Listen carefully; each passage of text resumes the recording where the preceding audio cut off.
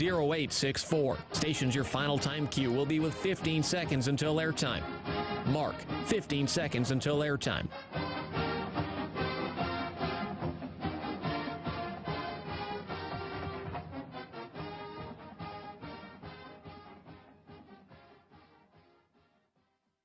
The following is a presentation of Learfield.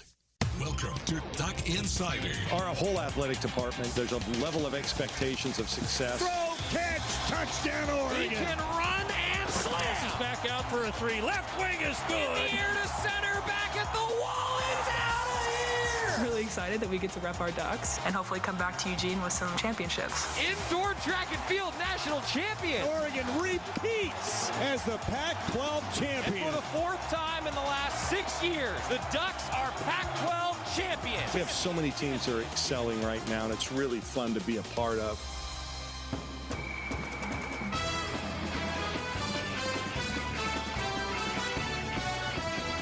This is Duck Insider on the Oregon Sports Network from Learfield, presented by On Point Community Credit Union. Better banking, local solutions. Live from the Country Financial Studio, here's Joey Mack. Oregon taking down Arizona. The Ducks 1-0 this week, 1-0 in Pac-12 play. Coach Cristobal talks all the time about how the Ducks just have to go 1-0. So far, they've done that 4 times this year. Now they need to do it maybe 8, 9, 10 more times. That's a pretty successful season for the Ducks. I'm Joey Mack. Thanks for being with us. We just wrapped up talking with Coach Cristobal in the Hatfield-Dowling Complex Media Center, so we have that for you coming up.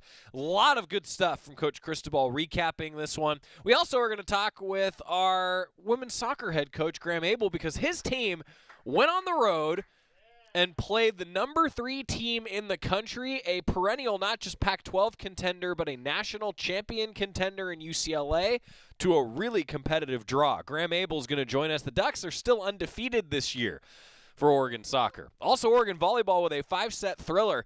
And I hate to say this, but that wasn't even the most thrilling thing that happened in Pac-12 volleyball this weekend, because Washington won a set 46-44. What?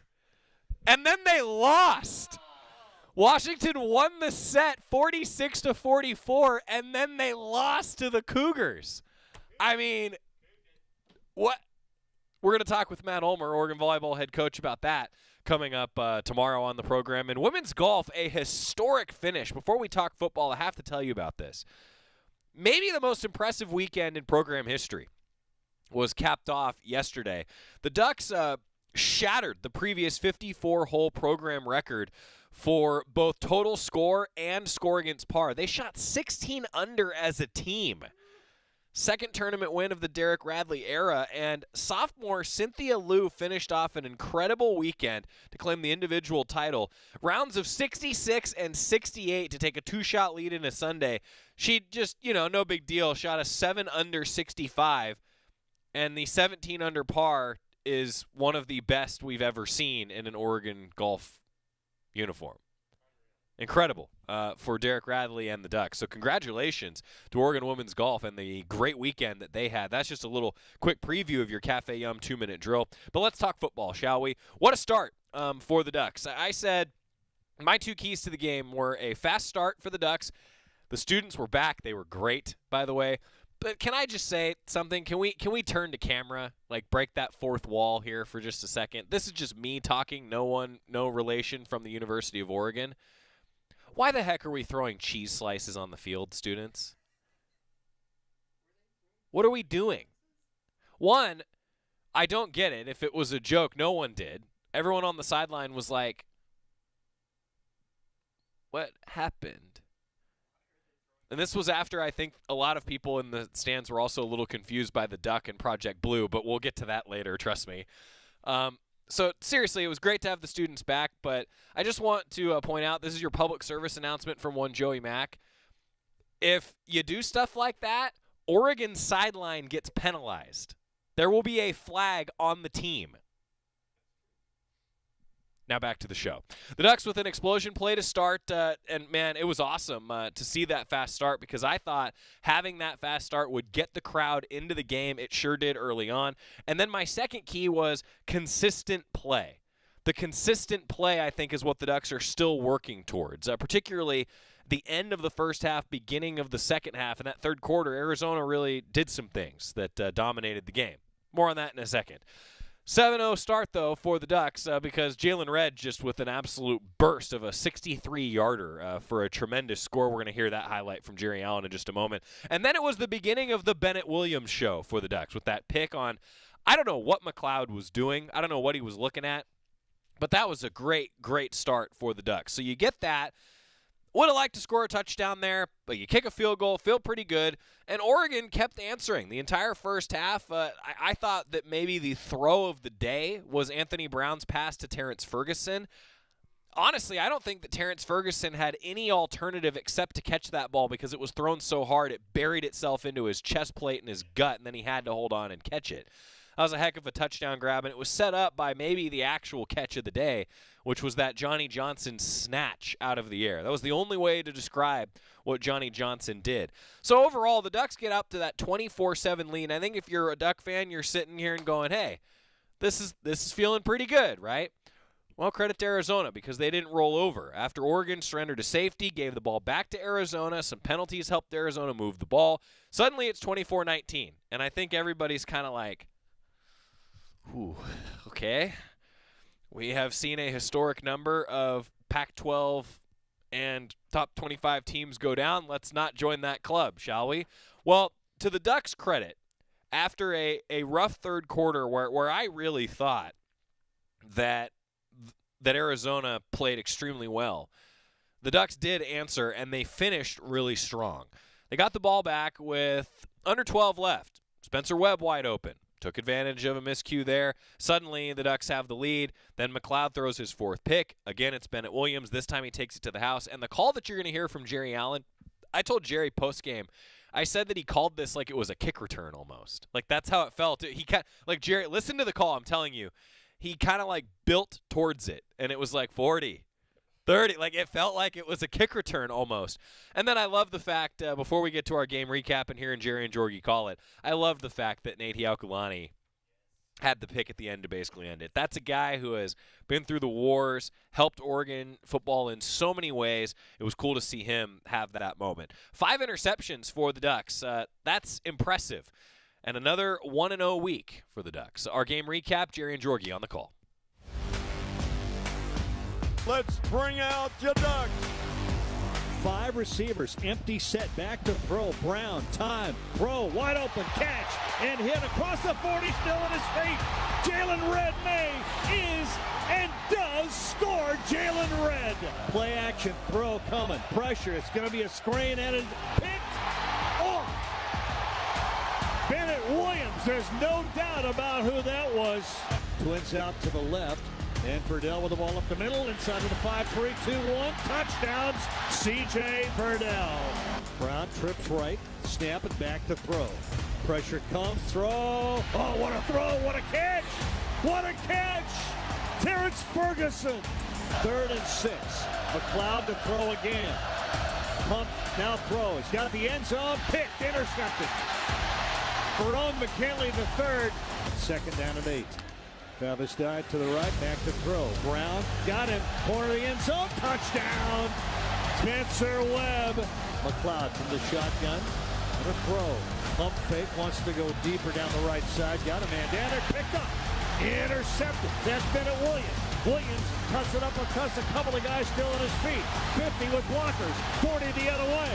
He's got room, he's got the 20, he's got the 10, he scores! Bennett Williams! How about that? Oregon's defense with an opportunity to end it right there. And the Ducks did basically end it right there. Jerry Jorgie on the call. Wasn't that like a kick return? Like, didn't that kind of build after the interception from Bennett Williams like a kick return? I thought that was great. That's, of course, Jerry Allen on the call with our game recap and another 1-0 week. But things to improve on for the Ducks for sure. But you know what? That's what good teams do. They win games, then they figure out what to improve on. Teams that aren't in Oregon's position that have lost games and improving, well, you feel pretty good if you're the Ducks right now, don't you? Need to get better in the third quarter at the end of the first half. That's something Coach Cristobal was asked about today. But the start and the finish were solid. So now, if you're the Ducks, you got to be pretty happy with how you finish games. Ducks were in a tight one against Ohio State. They finished it. Ducks were in a tight one against Fresno State. On a 4th and 2, Anthony Brown converts, scores a touchdown. Ducks win the game. You got to like how Oregon is finishing, no doubt about it. Fourth quarters have been really, really strong for the Ducks. 15 straight wins at Autzen Stadium. So if you don't have your tickets to come see this team at home, get them on GoDucks.com because this is a fun team to watch right now. 11th consecutive Pac-12 home win. And the Ducks are 18-1 at home under head coach Mario Cristobal. The Ducks are undefeated against unranked teams at Autzen Stadium under Mario Cristobal. And the defense picking off 5 passes in a game for the first time since November 13th of 1999. Quickly, because Scott Phillips was there. Scott, who were they playing? December 13th, 1999. Cal. Good, yeah, good, yeah, close, You had like in 1999, if it was a conference opponent in November, you had what, a 1-8 shot pretty much? Yeah. Because it probably that early in the season wouldn't have been Oregon State. It's obviously not Oregon. So, yeah, that was well done. That was unfair of me to do that to you. First time an Oregon team has forced at least 13 turnovers in a 4-game stretch, by the way, since 2013, when the Ducks with that Nick Aliotti defense were forcing turnovers and getting interceptions left and right. The Ducks, though, an impressive finish. Those 5 interceptions gave them 9 for the season, which is tied for the FBS lead right now for the Ducks. Oregon is alone atop the FBS with 13 total takeaways and in turnover margin at +3 per game. Oregon is one of 5 teams in the nation with 1 or fewer turnovers lost. You have to like that, right? The Ducks said when Tim DeRuyter came in, they want to take the ball away. And then offensively, Joe Moorhead said they want to keep the ball. Hard thing to do, right? Don't turn it over, score touchdowns. That's what the Ducks have done this year. And Verone McKinley is tied for first individually in the country. Bennett Williams is now third. And speaking of Bennett Williams, the Walter Camp National FBS Defensive Player of the Week. That's Bennett Williams. He's also, today, the Pac-12 Defensive Player of the Week. 8 tackles, pair of interceptions. Nice day for Bennett Williams. I'm looking forward to hopefully talking with him this week because he's had a tremendous, tremendous start to the season. You know, the third down conversions were something that Jorgie was talking about throughout the game. The Ducks were 6 of 12, and a lot of those conversions came later in the game. Arizona was 7 of 15, and on 4th down, Arizona was 4 of 4. Whew. It seems like, to me, early in this season, the Ducks have faced more 4th down attempts by offenses than I can remember in a 4-game stretch. I honestly have no idea if we could even confirm that my suspicion is correct there. That would be a lot of box score reading. But I'm telling you, it just feels like Oregon has faced a lot of 4th down conversions this year. And the Ducks have stopped them on a lot of different circumstances. Anthony Brown, 10 of 21, 206 yards, 3 touchdowns, no interceptions. Joe Moorhead said today that he would like to see his quarterback maybe tick that completion percentage up just a hair. But the Ducks are winning, and they've got that important 4-0. 4 in the win column, 0 in the loss column. Noah Sewell was absolutely great again. 14 tackles, and Coach was really, really stoked on Bennett Williams' performance. We're going to hear more on that coming up in just a second. And then Kayvon Thibodeau, everybody wondering. There was load management for him. Coach said post-game he feels good. More updates from Coach Cristobal in just a moment. Stick with us. It's Duck Insider presented by On Point Community Credit Union. We're going to hear from Coach next on the Oregon Sports Network from Learfield. As my family continued to grow, I realized I'd have to replace my beloved Jeep with something that has, well, more seats. I'm Jason Hines, Country Financial Rep and father of 7. Whether you're upgrading from your sporty ride with no room for a car seat or finally replacing your well-loved beater that still has a cassette player, you'll want the right protection for your new car. Work with a Country Financial Rep like me and get the protection you need at a price you can afford. Learn more at TakeSimpleSteps.com or contact a local Country representative. From the weight room to the classroom, on the field and off it, On Point proudly supports University of Oregon athletics because student athletes do so much more than bring us pride on game day. They bring our entire community together in Eugene and all across Oregon. So whether you're watching the game in the stadium, at home, or at your favorite local business, their success makes all of us stronger. On Point Community Credit Union. Join in. OnPointCU.com. Federally insured by NCUA. Equal housing opportunity. Don't go anywhere. Duck Insider continues after these messages on the Oregon Sports Network from Learfield. People do some pretty cool things in their 40s and 50s, like go back to college, learn to skateboard, Okay, maybe that one's not for everybody, but saving for retirement is. At aceyourretirement.org, you can get on track with your retirement savings no matter your age. Just have a free 3-minute chat with the friendly digital retirement coach, Avo, and receive personalized tips to help boost your savings. Start chatting with Avo today at aceyourretirement.org. A message from AARP and the Ad Council. Papa, why can't we telegraph while riding a horse? Son, there ain't no one to blame but Jeffro.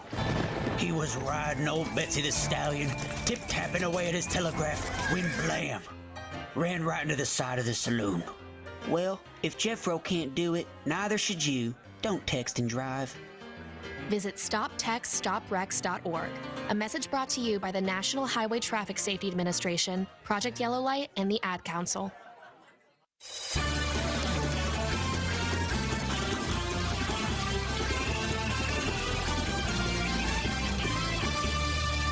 Back at Insider, presented by On Point Community Credit Union. Joey Mack in the Country Financial Studio. Let's hear from Coach Cristobal. He just wrapped up his media briefing on a Monday. Every Monday, we're going to hear from Coach Cristobal after we go through what happened over the weekend. Here's the head coach.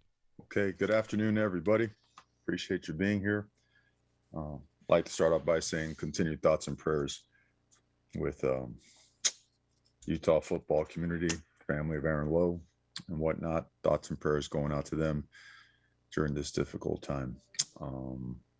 That being said, very thankful to our fans, especially the student section coming out on Saturday, giving us a tremendous amount of support. And right back to work, prepared for our second conference game this coming week, going on the road to play against an excellent Stanford team. That being said, open to questions. Mario, your thoughts on how you guys can go about improving run defense as a whole, going up against a Stanford team who I realized last week didn't have its full stockade of running backs, but generally speaking, relies pretty heavily on the run game. Yeah, they pride themselves on physicality. They do a great job, multiple personnel groupings, big, strong, physical. They knock you back, and we've got to continue to improve our physicality and the way that we play the run. Coach, throughout this entire year, your defense has shown a great ability to make a big play to keep points off the board, even when the other team is in the red zone. What would you attribute that to? Resiliency. Just keep playing the game. You know, we've had our bright moments, other moments where we feel like we could continue to improve upon. But our guys do have a tremendous amount of will to keep competing, keep fighting. We come close on a lot of plays. I think their appetite grows stronger to make a play, and we find a way to continue doing that. So I think really excellent leadership by the guys that are on the field. And they're looking forward to having a great week of practice. Two personnel questions. First off, a noticeable absence in the participation report was Devin Williams. I'm curious if that's an injury. And then also Seven McGee being the only of the younger backs to play. Was that just something he done in practice? Was that based on matchups? What went into that thought? Devin didn't play just because he wasn't part of the rotation for the game. In terms of Seven McGee and Byron Cardwell and Trey Benson have all done an excellent job. It was just that particular call had Seven McGee in the game. But to his credit, he's been doing an excellent job. Those guys are really good football players, and I think you'll see all of them play more and more as the season goes on. Last game against Arizona, the team appeared to fall into a bit of slump after halftime, and a couple of timeouts helped you close out the game comfortably. Something similar to what happened in the first game against Fresno State.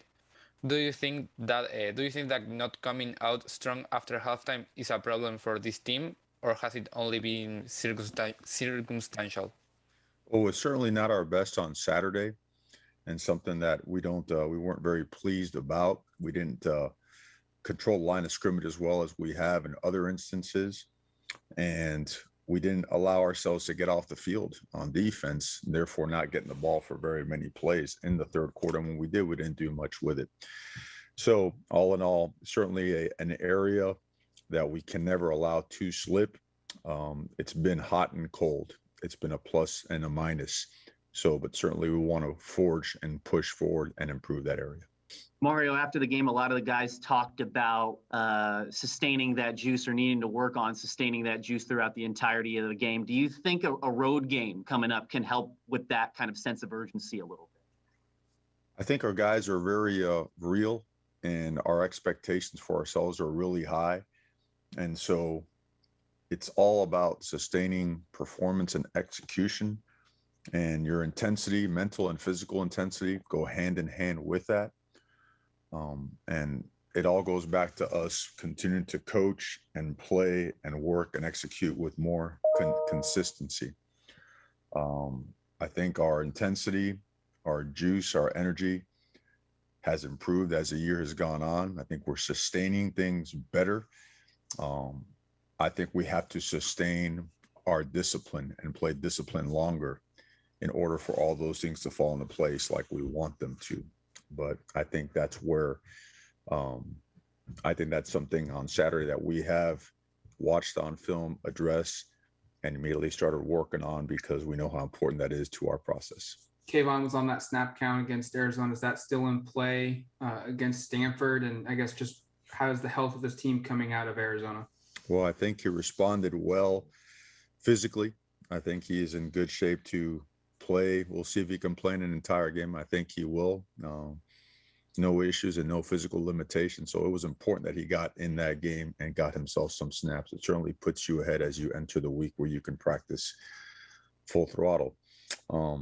Mace got in there and played a little bit more than half the game and looked really well and came out feeling great. So he has a clean bill of health.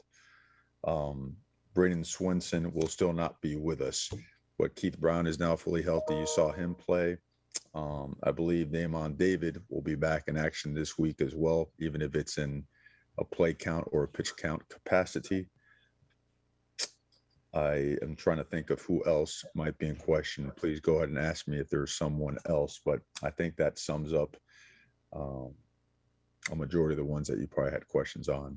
Wanted to see how a couple of guys graded out on the D-line, Mario, on the edges with Trevin, because obviously he made a couple of pressures in particular. It was quite effective, him and Jake.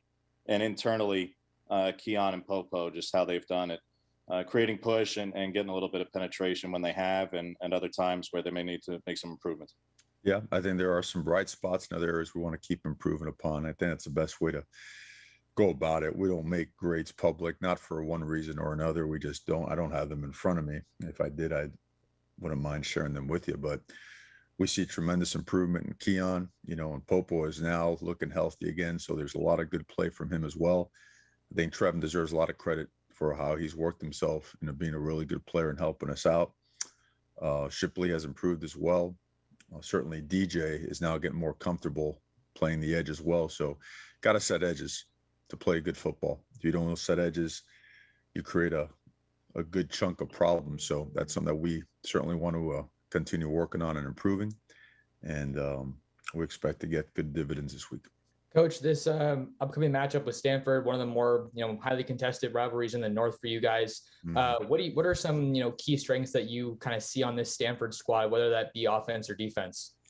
Well, Stanford is a very big physical team. They're very explosive at the skill positions, and their wide receivers they're large guys that could run tremendous amount of speed. They got guys that could run through you, around you. They do a great job coming down with contested balls. They really do. They go over the top of guys, haul them down. You've seen them in one-on-one matchups in the past several opponents they've played. They have made some monster plays, and they got some speed to go with that as well. So a real impressive group right there. Big and physical up front. They pound you. They knock you back. Quarterback's as good of a quarterback as we've seen, not only this year, years past. He is a guy that has complete control of the offense. He is quick and efficient with his reads, tremendous arm, accurate. He can run. He can hurt you with design plays and pulls, and he could also hurt you by just taking off and scrambling. But he's a game changer. He's a difference maker for them. Defensively, it all starts up front, and their front seven is a really impressive crew. 340 pounds at the nose tackle position, knock you back, experience, at the four eyes, and the guys that jump outside and play the stand-up linebacker positions. Their inside linebacker is extremely stout and physical and downhill. They really do. They do a great job as knockback tacklers to get guys on the ground. And they have the speed and athleticism to go sideline to sideline. Very complete team, very active secondary. A pick. I know at least one pick six that changed the game for them when they were playing out there in Los Angeles. So if you look at their team, they're just a very, very talented team, a physical team that plays hard, that's very well coached, very challenging scheme. They use, in excess of 15, 18 personnel groupings on offense to keep you off balance, and all of them possess the ability to go by you, through you, around you. Just a tremendous challenge. They are an excellent operation.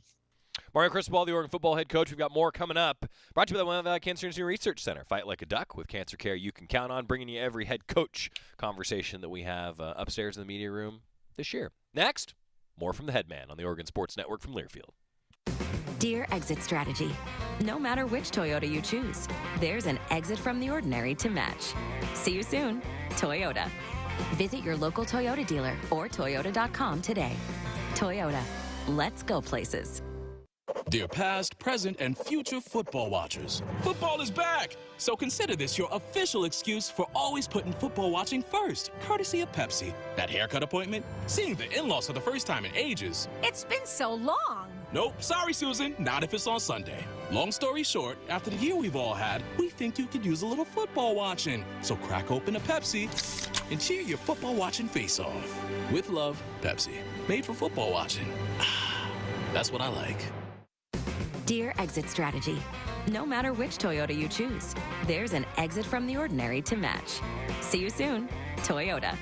Visit your local Toyota dealer or toyota.com today. Toyota, let's go places. Duck Insider continues after this timeout on the Oregon Sports Network from Learfield. Adopt US Kids presents What to Expect When You're Expecting a Teenager. Learning the lingo. GOAT, G-O-A-T, acronym, stands for Greatest of All Time. As in, spaghetti sandwiches for dinner? They're my fave. Dad, you're the GOAT. You don't have to speak teen to be a perfect parent. Thousands of teens in foster care will love you just the same. Visit adoptuskids.org. Brought to you by the U.S. Department of Health and Human Services, Adopt U.S. Kids, and the Ad Council.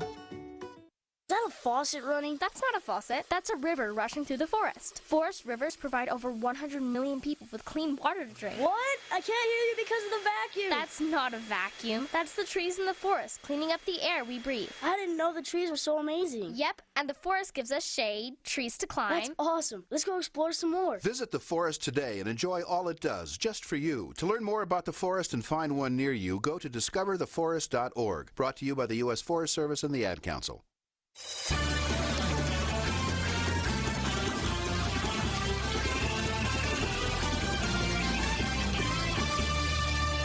Welcome back to Duck Insider, presented by On Point Community Credit Union. Joey Mack here in the Country Financial Studio. Let's hear more from Oregon head coach Mario Cristobal. Following the win over Arizona, getting ready for a 12:30 kickoff on ABC. The Ducks heading to Stanford on Saturday.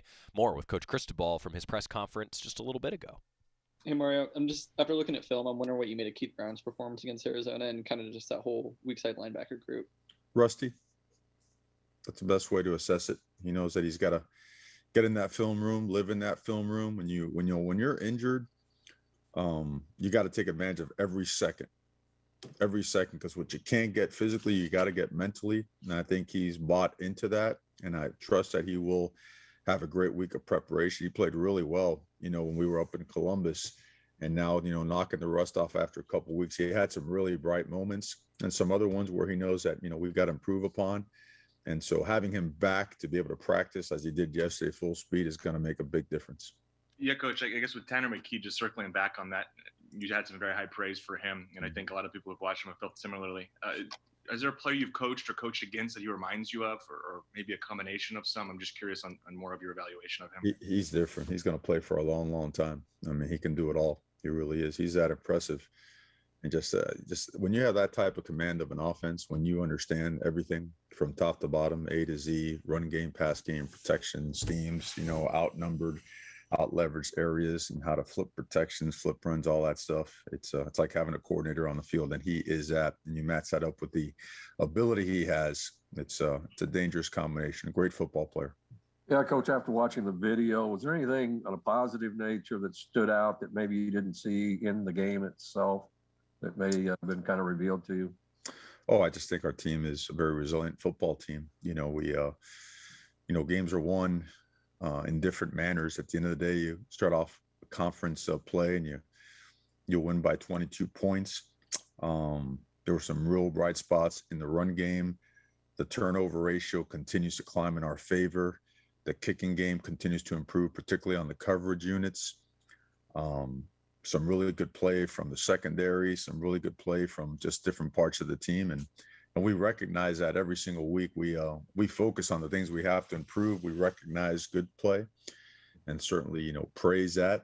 And then we don't overpraise it, but we recognize it and we move forward. But yeah, when you're 1-0, you certainly are you're very positive about that. And you're also very direct about the things that you have to improve upon. And we do both, and we maintain that balance. And we think it's important to maintain a level head and a focus required to continue to do that on a week by week basis. So that's what we're doing. Coach, it looked like Anthony Brown maybe got a little bit dinged up when taking a sack there in the second quarter. Obviously wasn't enough to keep him out from the game, but that makes it 2 weeks in a row that he's taken some hits. And we know he's got a history of injury with his knees too. Is that something you guys are cognizant of, and maybe some play calling and keeping the ball out of his hands in the run game, or are you just kind of hoping that he stays healthy? Everything we design and the way we play football, we certainly teach the right techniques, fundamentals to make sure that we play the game the right way. We call the game to put us in the best position to win. If we ever feel a player is not capable due to limitations from a physical standpoint, an injury standpoint, we certainly make sure we make adjustments where a guy is not put in danger.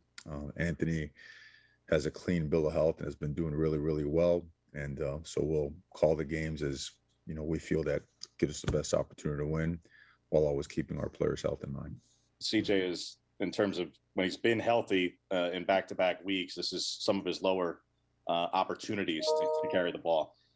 And this week ahead, he's been a tone setter for you guys, in particular against Stanford. And given what they are presently dealing with by way of run defense, how important is he to setting the tone offensively against a Stanford team, who he's had success against in the past?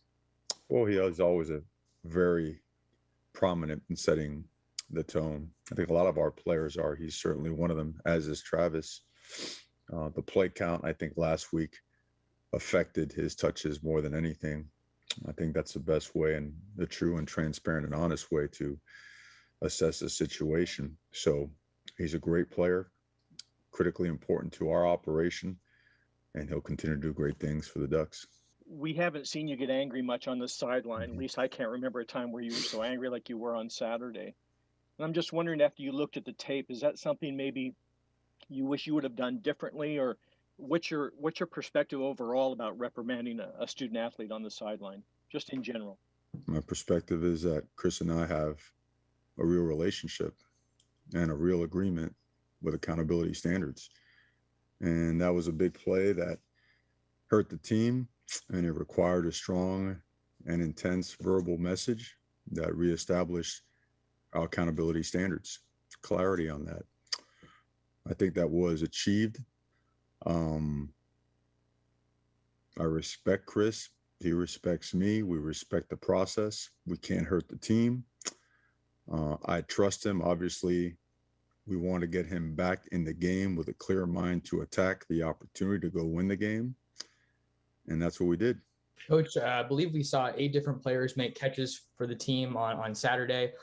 Some big explosive plays with Jalen Red.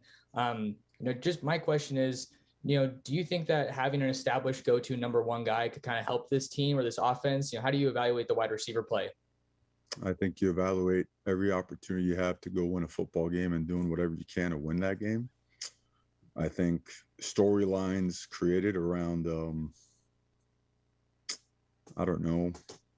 anything other than doing whatever is best to win a game from a strategical standpoint is all secondary. We always try to spread the ball around as much as we can because that is effective in helping you win a game. And if you win, you really come out of there not trying to have any regrets. You just assess how you can do it better.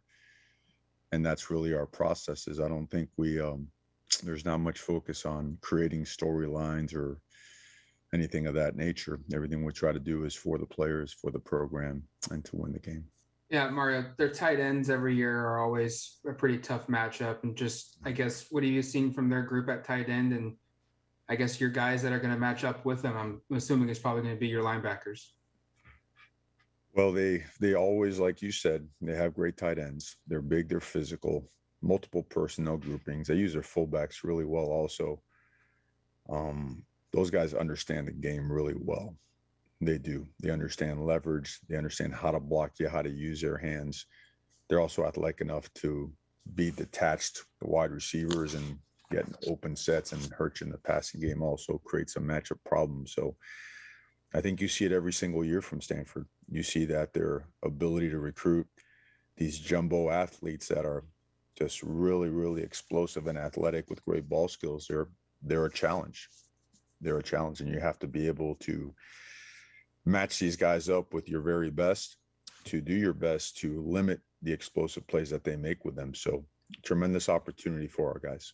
Mario, you played a lot of guys on the O-line again. Was just curious after looking back at things. I think might have been the most work, certainly for Saleh, I believe also for Jackson. But just given where things are and certain sacks allowed the last few weeks, how you assess the group as a whole, but whether guys like Saleh or Jackson or Dawson are putting themselves not just in position to play, but maybe even compete for and take over starting roles here this week. Yeah, Saleh is really, week after week, Saleh has continually just gotten better and better and played really well this past game. Jackson had some snaps in there and continued to improve and progress. We're always going to keep the competition up front alive and play the best guys possible to help us win. That's Mario Cristobal, the Oregon football head coach, brought to you by WVCI. Fight like a duck with cancer care you can count on. From one head coach to the other, Graeme Abel is here, ladies and gentlemen, Oregon soccer head coach. Coach, how are you doing? I'm great, man. A great weekend for really all ducks all over the place. Yeah. You guys with a heck of a matchup on Friday that we're going to talk about. Volleyball with a 5-set thriller. They won on the road. Women's golf with arguably the best weekend in program history. Oregon football wins at home. We got a fall softball schedule. A lot of stuff going on. Cross country started last Thursday. That wasn't really the weekend, but I guess depending on if your Friday was long weekend. Yeah, it could be a long weekend. So a lot of good things to talk about. You feeling pretty good today? I'm doing all right. I've had a number of coffees, so I'm good. How many? Let me say 2 this morning before I left the house. 1 on the way to work. Just got 1 now, so that's 4. 4 Americanos. What's the normal amount for you? Ooh. This is the truth. So when I was with the national team, okay, 12 o'clock at night I'd be working. I'd order a large carafe of coffee with a cup, and I'd order it, and the room service guy would laugh at me because he'd think I'd be playing a practical joke. But no, large carafe of coffee, get me to 2-3 a.m., get my work done, get some sleep. Hey, it's makes the world go round. Do you end up like sweating in your sleep, like with all the caffeine? Coffee connoisseur. So I went to the best coffee place, my favorite coffee place this weekend down in LA. All right. So really good. Coffee Insider with Graeme Abel. We're coming back after this on the Oregon Sports Network from Learfield. From the weight room to the classroom, on the field and off it, On Point proudly supports University of Oregon athletics because student athletes do so much more than bring us pride on game day. They bring our entire community together in Eugene and all across Oregon. So whether you're watching the game in the stadium, at home, or at your favorite local business, their success makes all of us stronger. On Point Community Credit Union. Join in. OnPointCU.com. Federally insured by NCUA. Equal housing opportunity. Is that the sound of an ooey gooey cheesy crunchy slice of P-I-Z-Z-A? Obviously. But as good as that sounds, we think it can get even better. Oh yeah, that's the sound of a freshly opened fizz-filled Pepsi. The only thing that can take this flavor medley of crunchy dough, mouth-watering cheese, and savory sauce to the next level. How about another bite? Pepsi and pizza sound like a match made in heaven and taste even better. Pizza, better with Pepsi. That's what I like. Duck Insider, your home for the latest news on Oregon athletics on the Oregon Sports Network from Learfield. You're not too cool for me. And in return, I reciprocate that sentiment. I'll never be too cool for you. I was a man with a plan, but now I'm a dad with a decree, and you can't take that from me. Please let it be noted that I told my job they can dock my pay. Right now, it's just too important to take you to school every day. I want to be legendary for you. I want you to puff out your chest when you go to school, the same way I do. I walk taller because of you, because I found everything to live for. That's dedication. Visit fatherhood.gov to hear more. Brought to you by the U.S. Department of Health and Human Services and the Ad Council. Right now, our country feels divided, but there's a place where people are coming together. I was nervous to talk to someone so different than me. Me too. Love Has No Labels and One Small Step are helping people with different political views, beliefs, and experiences connect through conversation, and it feels good. This conversation gives me hope. It gives me a lot of hope, too. Take a step toward bringing our country and your community together. Start a conversation at lovehasnolabels.com/onesmallstep. A message from StoryCorps, Love Has No Labels, and the Ad Council.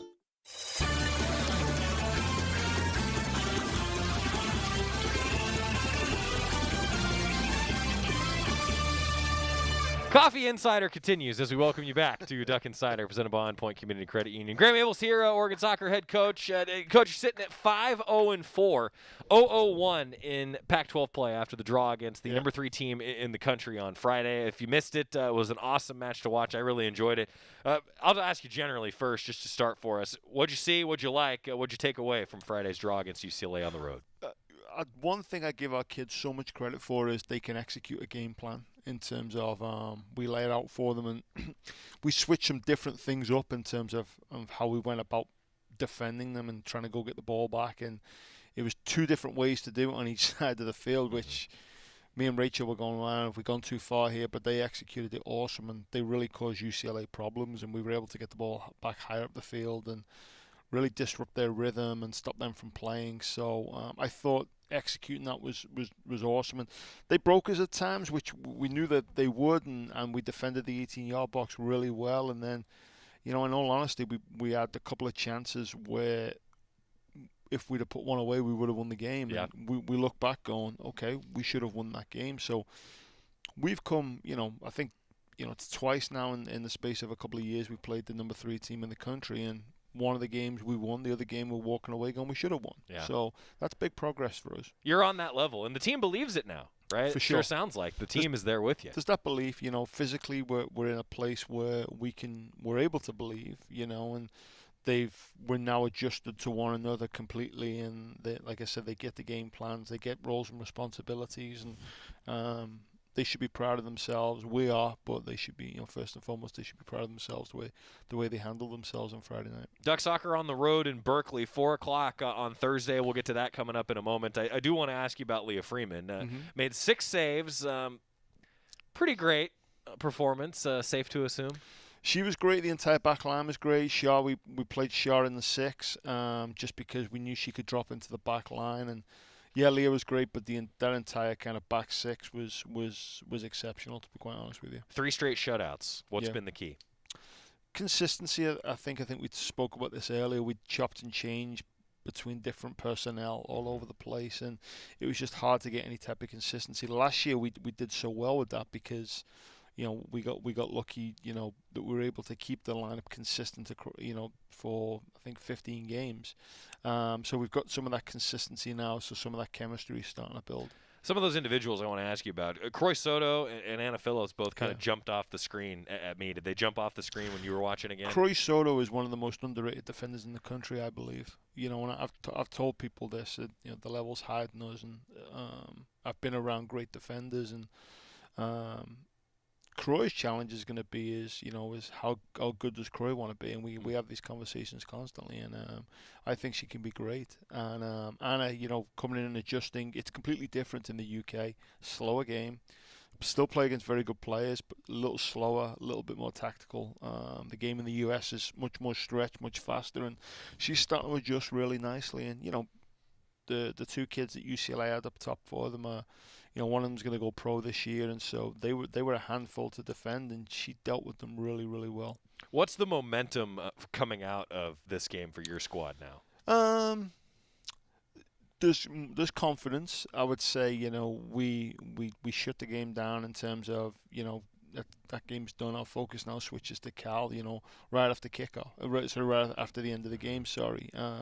That's the way we've always handled things, and it'll be the way we always handle things moving forward. So it's about focusing on the next opponent, and Cal are up next. What do you want to work on this week before that 4 o'clock start time against Cal on Thursday? We've got to do a better job at, when we get in transition, I feel as though we're trying to go to goal every single time, and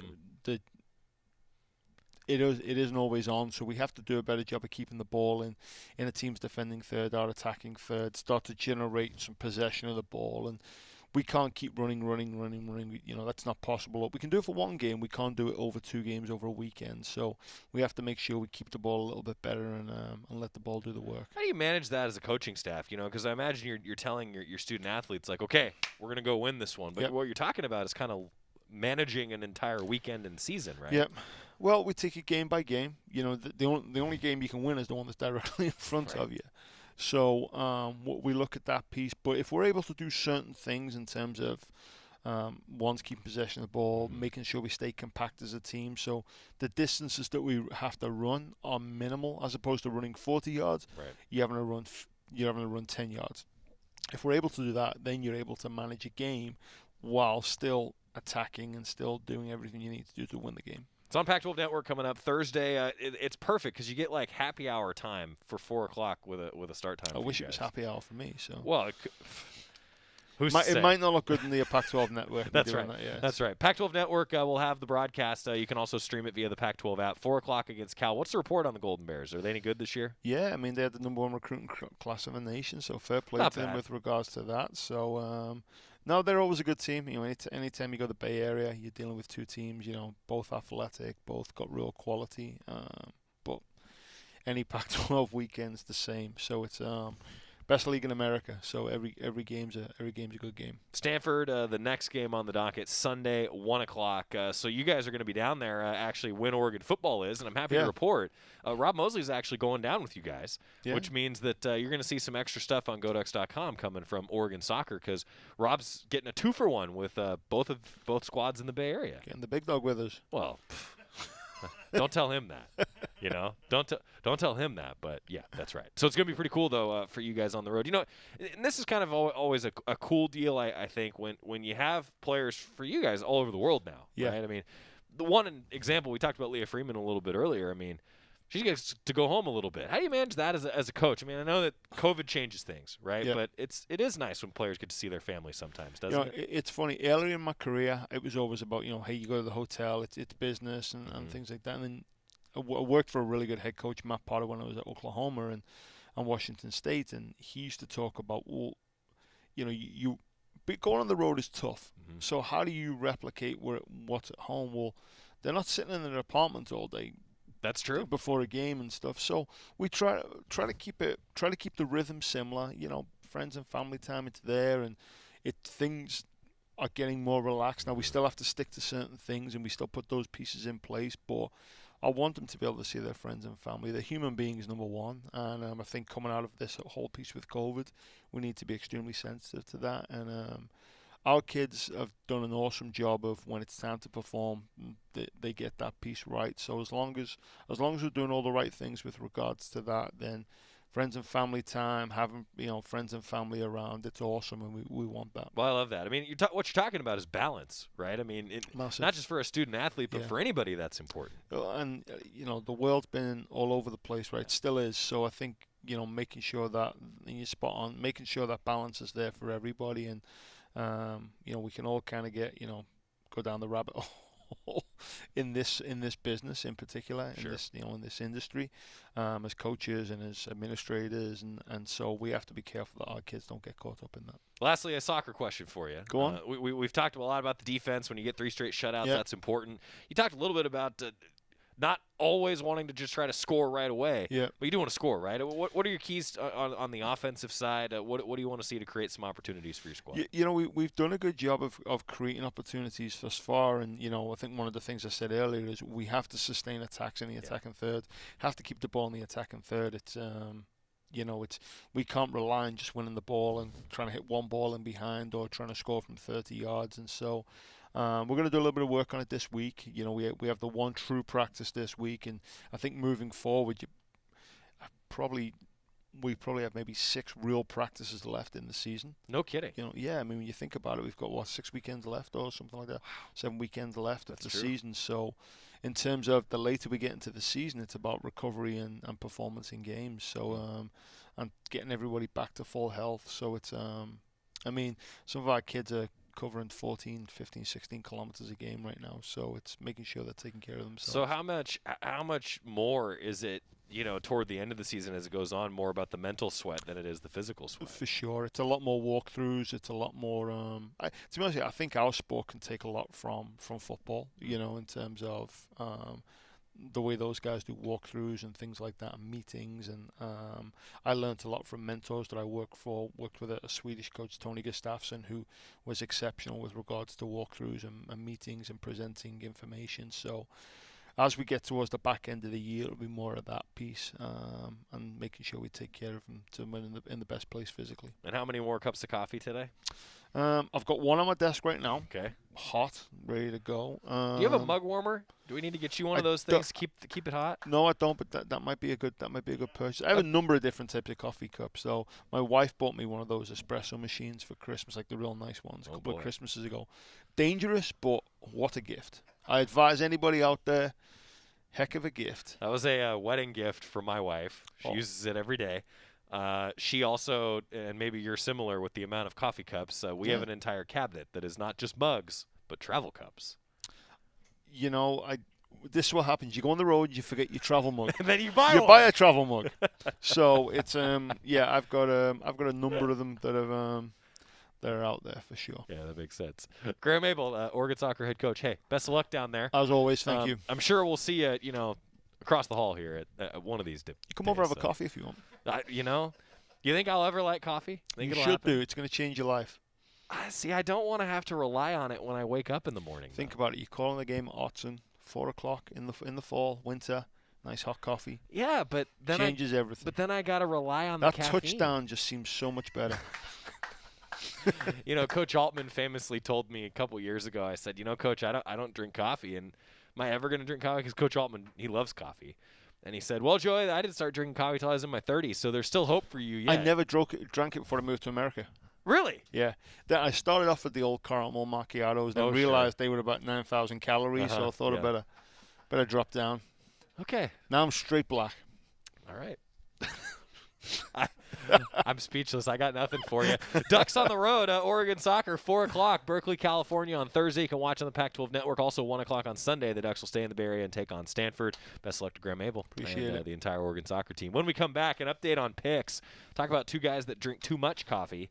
Well, it worked out for Georgie this week in picks. We're back after this on the Oregon Sports Network from Learfield. After 2 years of construction, my wife and I finally moved into our dream home. So when a bathtub fixture broke, causing major water damage, I was glad we had the home insurance protection we needed. How do you know your home is protected? Talk to a Country Financial rep like me, Nick Simon. We can help you understand your options and select coverages to meet your needs. Then if something happens to your home, you won't have any surprises. Need the right coverage for your home but not sure where to start? Visit TakeSimpleSteps.com or contact a local Country representative. From the weight room to the classroom, on the field and off it, On Point proudly supports University of Oregon athletics because student athletes do so much more than bring us pride on game day. They bring our entire community together in Eugene and all across Oregon. So whether you're watching the game in the stadium, at home, or at your favorite local business, their success makes all of us stronger. On Point Community Credit Union. Join in. OnPointCU.com. Federally insured by NCUA. Equal housing opportunity. This is Duck Insider. Duck Insider on the Oregon Sports Network from Learfield. When you went car shopping, you meant business. You aced vehicle history searches and test drives. You out-salesmaned the salesman. Now you've got your wheels. If you manage that, you can get your retirement plan on track. Visiting aceyourretirement.org can help. With 401k tips and smart saving strategies, you'll have the info you need to get more for your future. Go to aceyourretirement.org because when it comes to speeding past financial challenges, you're an ace. Brought to you by AARP and the Ad Council. Look out, world, we're getting strong. The future's here and we belong. She can STEM, she can do more. Like build a rocket and watch it soar. Or clean the oceans and make the world a better place. Oh, she can STEM, so can you. Find a cure, invent something new.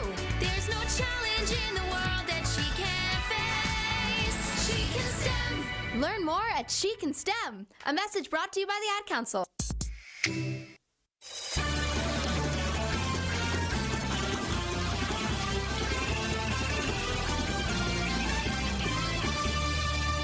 We're back on Nugget Cider, presented by On Point Community Credit Union. Today's show brought to you by our friends at Hoodoo. Big slopes, rounded buttes, wide open terrain. Dig into deep savings. Get your season pass now. Hoodoo.com. That's right. It is pouring rain in Eugene, Springfield today, by the way.